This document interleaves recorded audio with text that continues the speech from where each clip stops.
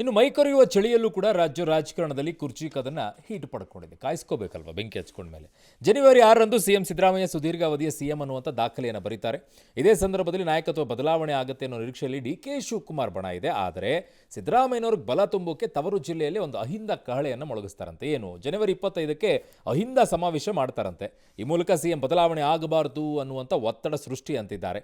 ಕರ್ನಾಟಕ ರಾಜ್ಯ ಹಿಂದುಳಿದ ವರ್ಗಗಳ ಜಾಗೃತಿ ವೇದಿಕೆ ವತಿಯಿಂದ ಪೂರ್ವಭಾವಿ ಸಭೆಯೆಲ್ಲ ಮಾಡಿದ್ದಾರೆ. ಮೈಸೂರು ದಸರಾ ವಸ್ತು ಪ್ರದರ್ಶನ ಇದೆಯಲ್ಲ, ಪ್ರಾಧಿಕಾರದ ಆವರಣ, ಅಲ್ಲಿ ಈ ಅಹಿಂದ ಸಮಾವೇಶ ಮಾಡೋಕ್ಕೆ ಉದ್ದೇಶ ಅಂತೆ. ಅಹಿಂದ ಸಮಾವೇಶಕ್ಕೆ ಸುಮಾರು 15ರಿಂದ 20,000 ಜನ ಸೇರಿಸ್ತಾರಂತೆ. ಸಿಎಂ ಭಾಗಿ ಆಗಲ್ಲ, ಅದರಲ್ಲಿ ಅವರ ಬೆಂಬಲಿಗರು, ಚಿಂತಕರು, ಸಾಹಿತಿಗಳೆಲ್ಲ ಭಾಗಿಯಾಗ್ತಾರಂತೆ. ಬಟ್ ಅಹಿಂದ ಸಮಾವೇಶಕ್ಕೆ ಡಿ.ಕೆ. ಶಿವಕುಮಾರ್ ಅವರು ಒಳ್ಳೇದಾಗಲಿ ಅಂದಿದ್ದಾರೆ. ಕೆ.ಎನ್. ರಾಜಣ್ಣ ರಾಹುಲ್ ಗಾಂಧಿಗೆ ಪತ್ರ ಬರೆದಿದ್ದ ವಿಚಾರ, ನನಗೆ ಅದರ ಬಗ್ಗೆ ಅನುಭವ ಕಡಿಮೆ ರೀ, ಅನುಭವ ತೊಗೊಂಡು ಬರ್ತೀನಿ ಅಂತ ವ್ಯಂಗ್ಯ ಆಡಿದ್ದಾರೆ. ಇನ್ನು ಸಿದ್ದರಾಮಯ್ಯರನ್ನ ಕೆಳಗಿಳಿಸೋಕೆ ಯಾರಿಂದಲೂ ಸಾಧ್ಯ ಇಲ್ಲ ಅಂತ ಜಮೀರ್ ಅಹಮದ್ ಅವರದ್ದು.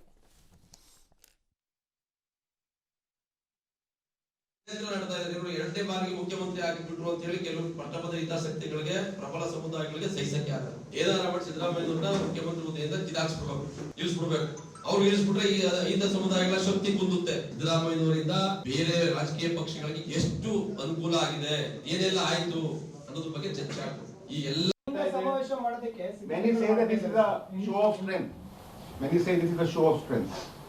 I wish everyone good luck to them. Rajanna ಅವರು ರಾಹುಲ್ ಗಾಂಧಿ ಅವರಿಗೆ ಸರಣಿ ಪತ್ರ ಬರೀತಾ ಇದ್ದಾರೆ. ಇತ್ತೀಚೆಗೆ ಒಂದು ಪತ್ರ ಬರೆದಿದ್ದಾರೆ, ಅಧ್ಯಕ್ಷರು ಕರೆಕ್ಟ್ ಆಗಿ ಆಯ್ಕೆ ಮಾಡಿದ್ರೆ ಇನ್ನೂ 12-13 ಸೀಟ್ಗಳು ಗೆಲ್ಲಬಹುದಿತ್ತು ನಾವು ಕರ್ನಾಟಕದಲ್ಲಿ. ನನಗಿನ್ನ ಸ್ವಲ್ಪ ಅನುಭವ ಕಡಿಮೆ ಇದೆ, ಟ್ರೈನಿಂಗ್ ತೊಗೊಂಡು ಬರ್ತೀನಿ. ಮುಖ್ಯಮಂತ್ರಿ ಕುರ್ಚಿಯಲ್ಲಿ ಮನೆ ಸಿದ್ದರಾಮಯ್ಯ ಅವರು ಕೂತಿದ್ದಾರೆ. ನಾನು ಭಾವಿಸ್ತೀನಿ 28ವರೆಗೂ ಅವರೇ ಇರ್ತಾರೆ ಅಂತ ನನ್ನ ಅಭಿಪ್ರಾಯ. ಅವ್ರು ಬದಲಾವಣೆ ಮಾಡೋಕ್ಕೆ ಯಾರಿಂದನೂ ಸಾಧ್ಯ ಇಲ್ಲ, ಹೈಕಮಾಂಡಿಂದ ಮಾತ್ರ ಸಾಧ್ಯ. ನಮ್ಮ ಪಕ್ಷ ಹೈಕಮಾಂಡ್ ಪಕ್ಷ. ಹೈಕಮಾಂಡ್ ಏನು ನಿರ್ಧಾರ ತೀರ್ಮಾನ ತಗೊಂತಾರೆ ಅದಕ್ಕೆಲ್ಲ ನಾವು ಬದ್ಧ. ಜೀನಿ ಸ್ಲಿಮ್ ರೆಫರ್ ಮಾಡ್ಬೇಕಾದ್ರೆ ಕಾರಣ ಏನಂದ್ರೆ ವೇಟ್ ಲಾಸ್ ಸಲುವಾಗಿ ನನ್ ಬಾಳ ಜನ ಕೇಳಿದ್ರು. ಫಸ್ಟ್ ನಾನು ತಗೊಂಡು ನನಗೆ ರಿಸಲ್ಟ್ ಬಂದ್ಮೇಲೆ ಆಮೇಲೆ ನಾನು ಜೀನಿ ಸ್ಲಿಮ್ ಇನ್ನೊಬ್ಬರಿಗೆ ಪ್ರಿಪೇರ್ ಮಾಡಿದ್. ಸುಸ್ತಾಗೋದು ಕಡಿಮೆ ಆಯ್ತು, ವೀಕ್ನೆಸ್ ಅದು ಏನೂ ಇಲ್ಲ, ಪೂರಾ ಹೆಲ್ದಿ ಅದೇನಿ. ವೇಟ್ ಜಾಸ್ತಿ ಇರೋರಲ್ಲಿ ಏನೇ ಡೌಟ್ ಇಲ್ಲದೆ 100% ಬಳಸಬಹುದು. ಪ್ರತಿದಿನ ನಮ್ಮ ಜೀನಿ ಸ್ಲಿಮ್ ನ ಯೂಸ್ ಮಾಡಿ ಯಾವುದೇ ಸೈಡ್ ಎಫೆಕ್ಟ್ ಇಲ್ದಂಗೆ ನೀವು ಸಣ್ಣ ಆಗ್ತೀರಾ. ಸರಿ, ಅಹಿಂದ ಸಮಾವೇಶ ಅವರು ಯಾವ ಕಾರಣಕ್ಕೂ ಸಾಯುವುದಿಲ್ಲ. ಯಾರೋ ಒಬ್ರು, ನಾನು ಇವ್ರಿಗೆಲ್ಲ ಹೇಳ್ತಿರೋದು, ಒಂದೇ ಒಂದು ಸರಿ ಸಾಧ್ಯ, ಉಸಿರು ನಿಂತಾಗ. ಹೆಂಗಿದೆ ಸ್ಟೇಟ್ಮೆಂಟ್? ಅವರನ್ನು ಯಾರಿಂದಲೂ ಸಾಧ್ಯವಿಲ್ಲ. ಒಂದೇ ಒಂದು ಸರಿ ಅವರು ಸಾಯ್ತಾರೆ. ಯಾವಾಗ? ಉಸಿರು ನಿಂತಾಗ. ಅವರನ್ನು ಯಾರಿಂದಲೂ ತೆಗೆಯಲಾಗುವುದಿಲ್ಲ. ಒಂದೇ ಒಂದಾಗುತ್ತೆ, ಹೈಕಮಾಂಡಿಂದ. ನೀವೆಲ್ಲ ಓದಿದ್ರು ಓದಲೇ ಇಲ್ವೋ, ಅಕ್ಕಪಕ್ಕದಲ್ಲಿ ಏನು ನೋಡ್ಕೊಂಡು ಬರೆದ್ಬಿಟ್ರ ಎಕ್ಸಾಮ್ಗಳನ್ನು? ಹಂಗಾರೆ ಕಾಮನ್ ಸೆನ್ಸ್ ಬೇಡವಾ ನಿಮ್ಗಳಿಗೆ? ಯಾವನಿಗೂ ಒಬ್ಬನಿಗಾರುವೆ ಯಾರಿಂದಲೂ ಆಗುವುದಿಲ್ಲ. ಅದಕ್ಕೇನಾರು ಅರ್ಥ ಇದೆಯಾ? ಅಲ್ಲಿಂದ ಆಗುತ್ತೆ ಅಂತಂದ ಮೇಲೆ ಅಲ್ಲಿಂದ ಆಗಬೇಕು ತಾನೆ. ಹೌದು. ಆ ಹೈಕಮಾಂಡ್ ಅನ್ನೋ ಕೂತಿರೋರಿಗೆ ಮಾನ ಮರ್ಯಾದೆ ಏನಾರು ಇದೆಯಂತ ಲಜ್ಗೆಟ್ಟವ್ರು ಅವರುವೆ. ಆ ಹೈಕಮಾಂಡ್ನವರು ಅವ್ರಿಗೆ ಏನೇನು ಆಗಬೇಕೋ ಸೇವೆಗಳಾದರೆ ಸಾಕಾದಂಗಿದೆ. ಅವ್ರಿಗೆ ಕರ್ನಾಟಕ ನೆಗೆದು ಬಿದ್ದೋದ್ರೆ ಅವ್ರಿಗೇನು ಗತಿಯಾಗ? ಕರ್ನಾಟಕ ನೆಗೆದು ಬಿದ್ದೋಗೋದಂತೂ ಗ್ಯಾರಂಟಿ, ಬರೆದಿಟ್ಕೊಳ್ಳಿ. ನಾನು ಇವತ್ತೇ ಹೇಳಿದ್ದೀನಿ, ನಾನು ಇರ್ತೀನೋ ಇಲ್ವೋ ಗೊತ್ತಿಲ್ಲ. We are already into that position ಅಂತ ಕಾಣಿಸ್ತಾ ಇದೆ. ಜನರಲಿ ಸೌತ್ ವಿಲ್ ಸಫರ್ ಅನಿಸುತ್ತೆ ನೆಕ್ಸ್ಟ್ 10-15 ವರ್ಷದಲ್ಲಿ. ಹಾಂ, north will grow for variety of reasons, decisions. ಸೌತಲ್ಲಿ ಎಲ್ಲ ರಾಜ್ಯಗಳು ಸಾಲದ ಸುಳಿಯೊಳಗೆ ಹೋಗ್ತಾ ಇವೆ. ಅದ್ರಲ್ಲಿ ಕರ್ನಾಟಕನೂ ಹೊರತಾಗಿಲ್ಲ. ಅಂದರೆ ಫ್ರೀ ಬೀಸಿಂದ ಸರ್, ಎಲ್ಲ ಫ್ರೀ ಬೀನು ಹೌದು. ಸೆಂಟ್ರಲ್ ಗೌರ್ಮೆಂಟ್ ಸಪೋರ್ಟ್ ಇಲ್ಲ. ಸೆಂಟ್ರಲ್ ಗೌರ್ಮೆಂಟ್ಗೆ ಕಾಣಿಸೋದು ಉತ್ತರ ಪ್ರದೇಶ, ಗುಜರಾತ್, ಮಹಾರಾಷ್ಟ್ರ ಅಷ್ಟೇ ಅವ್ರಿಗೆ ಕಾಣೋದು. ಬರೀ ಸೌತ್ನವ್ರು ದುಡಿದು ಕೊಡಬೇಕಷ್ಟೇ ಜೀತದಾಳುಗಳು. ನೀವು ಫಂಡೇ ಬರ್ತಾ ಇಲ್ಲ. ಹಾಂ, ಹಾಗಾಗಿ ಭಾಳ ಕಷ್ಟದಲ್ಲಿದೆ ಕರ್ನಾಟಕ ಪರಿಸ್ಥಿತಿ. ಮುಂದೆ ಅನುಭವಿಸ್ತೀವಿ ನಾವು ಇವೆಲ್ಲ. ಈ ಮಧ್ಯದಲ್ಲಿ ಹೈಕಮಾಂಡ್ ಆಟ ಆಡ್ತಾ ಕೂತಿದ್ದಾರೆ, ಗೋಲಿ ಆಡ್ಕೊಂಡು. ಏನು ರಾಹುಲ್ ಗಾಂಧಿ ಏನು ಪಗಡೆ ಆಡ್ತಿದ್ದಾರಂತ ಮನೇಲಿ ಕೂತ್ಕೊಂಡು? ಜರ್ಮನಿಗೆ ಹೋಗೋಕ್ಕೆ ಟೈಮ್ ಇದೆಯಾ ಅವ್ರಿಗೆ? ಏಕೈಕ ರಾಜ್ಯ ಉಸಿರು ಕೊಟ್ಟಿರೋಂಥ ಕರ್ನಾಟಕದ ಸಮಸ್ಯೆ ಬಗೆಹರಿಸಕ್ಕೆ ಅವ್ರಿಗೆ ಪುರ್ಸೊತ್ತಿಲ್ವಂತ ಅವ್ರಿಗೆ. ನಮ್ಮ ಪ್ರೈಮ್ ಮಿನಿಸ್ಟರ್ ಇದ್ದಂಗೆ. ಬಾಂಗ್ಲಾದೇಶದಲ್ಲಿ ಹಿಂದೂನಾರು ಸಾಯ್ಲಿ, ಮುಸ್ಲಿಮಾರು ಬಡ್ದಾಡ್ಕೊಳ್ಳಿ, ಶ್ರೀಲಂಕಾ ಅಂತ ಒಂದು ಸಣ್ಣ ದೇಶ ಬೇಕಾದ್ರೆ ಎದುರಿಸ್ಲಿ, ಏನಾರು ಮಾಡ್ಕೊಳ್ಳಿ, ಮಾಲ್ಡೀವ್ಸ್ ಅಂತ ಒಂದು ಸಣ್ಣ ದೇಶ ಆಯ್ತು ಅಂತ ಹಿಂಗೆ ಎದುರಿಸ್ಲಿ ಬೇಕಾದ್ರೆ ಸುಮ್ಮನೆ ನಮ್ಗೆ ಗೊತ್ತಿಲ್ಲ ನನಗಿರಲಿ, ನೇಪಾಳದಂಥ ದೇಶ ಕದರ್ಸಾಕ್ಬಿಡ್ತೀನಿ ಅಂತ ನಮ್ಮ PM ಆರಾಮಾಗಿರ್ತಾರೆ. ಒಂದಕ್ಕೂ ಉತ್ತರ ಇಲ್ಲ. ಅವ್ರು ಹೇಳ್ದಾಗ ಅದು ಉತ್ತರ ಅವಾಗ ಕೇಳಬೇಕು. ಹಾಗೆ ಇವ್ರು ಹೇಳೋವರೆಗೂ ಕೂತ್ಕೋಬೇಕು. ಬಟ್ ಅಹಿಂದ ಸಮಾವೇಶ ಮೂಲಕವಾಗಿ ಮೆಸೇಜ್ ಕೊಡೋಕ್ಕಾಗತ್ತೆ ಸರ್? ಫಸ್ಟ್ ಆಫ್ ಆಲ್ ಸಿದ್ದರಾಮಯ್ಯನವ್ರು ಯಾವಾಗಲಾರು ಕೇಳಿ ಹೇಳ್ತಾರೆ, ಗೆಲ್ಲೋದು ಅಂದರೆ ಬರೀ ಒಬ್ಬರು ಓಟಿಂದಲ್ಲ, ಎಲ್ಲರ ಓಟು. ಅವಾಗ ಮಾತ್ರ ಎಲ್ಲರೂ ಓಟು. ಇವಾಗ ಮಾತ್ರ ಅಹಿಂದನ ಯಾರು ಮಾತಾಡ್ತಾ ನಿಂತಿದ್ರು. ಇಂದ ಇದಂತೆಲ್ಲ ಮಾಡ್ತಂತ ಮುಂದುವರಿದ ಪ್ರಬಲ ವರ್ಗಗಳು ಇಲ್ಲದೆ ರಾಜಕಾರಣ ಮಾಡ್ರಪ್ಪ ನೋಡೋಣ ಹಂಗಾರೆ ನೀವು. ಯಾಕೆ ಸುಮ್ಮನೆ ಇಲ್ಲದ ಲಾಜಿಕ್ ಇಲ್ಲದೆ ಇರೋ ಆರ್ಗ್ಯುಮೆಂಟ್ಗಳನ್ನು ನಿಮ್ಮ ತೆವಲು ತೀರಿಸ್ಕೊಳಕ್ಕೆ ಆಡ್ತಾ ಇದ್ದೀರಿ?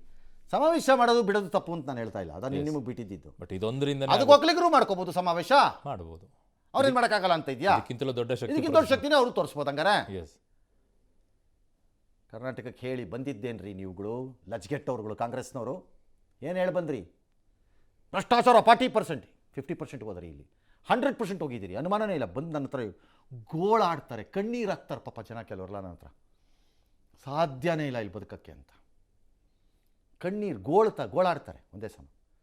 ಆಯಿತು, ಅಭಿವೃದ್ಧಿ ಇಲ್ಲ, ಕಾಸಿಲ್ಲ, ಬರೀ ಗ್ಯಾರಂಟಿ, ಗಂಡಸರಿಗೆ ಗುಂಡು, ಹೆಂಗಸರಿಗೆ ಕಾಸು. ಲಜ್ಗೆಟ್ಟವ್ರು ನೀವು.